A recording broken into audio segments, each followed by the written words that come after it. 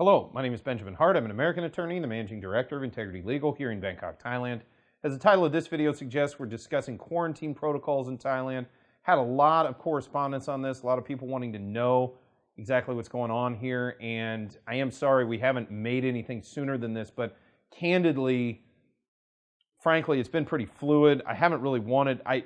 People kind of think I'm trying to do news here. That's not really the purpose of this channel.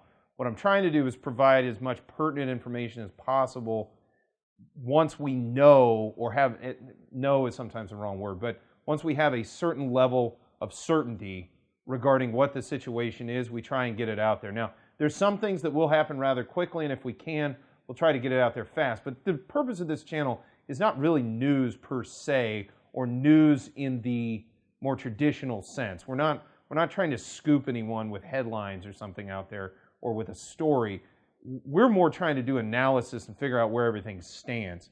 So as of the time of this video, and this should be going up on May 5th, 2021, we know what we're looking at going into the 6th of May with a lot more certainty than we have the last couple of weeks. Again, I haven't wanted to put anything up, mostly because I didn't want to really confuse anyone.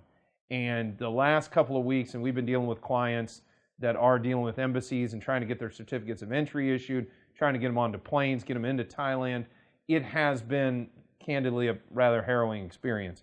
A recent article from The Nation, that's nationthailand.com, article is titled 14-Day Quarantine Mandatory for All Arrivals in Thailand from May.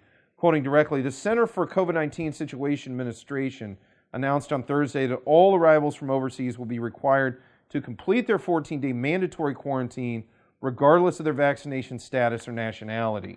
Quoting further, people arriving after May 6th will be quarantined for 14 days. Now, there's a lot more in this article that gets into some finer points here about there was different protocols for folks that had certain documentation prior to certain dates coming in while this policy was sort of being promulgated.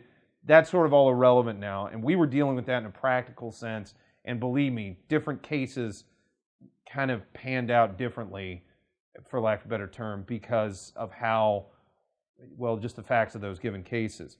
Quoting further, travelers checking into alternative state quarantine venues will be required to stay inside their rooms at all times.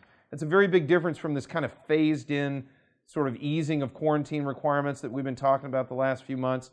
It appears that's all, we're back to square one with respect to that. Quoting further, they will not be allowed to use any facilities the hotel may offer and are required to undergo 3 COVID tests during the quarantine period. So again, we've discussed quarantine protocols, all the testing. Now it's back to a 14-day period, 3 quarantine tests, and you're basically not allowed to leave your room. So that is currently what we are looking at here at this time. Again, the situation is fluid. We have seen these things ease only to be tightened up again a couple of times in certain instances. So hopefully, not certain instances, but depending on the subject we're talking about, hopefully we'll see things ease sooner rather than later. We will certainly keep you updated on this channel as the situation progresses.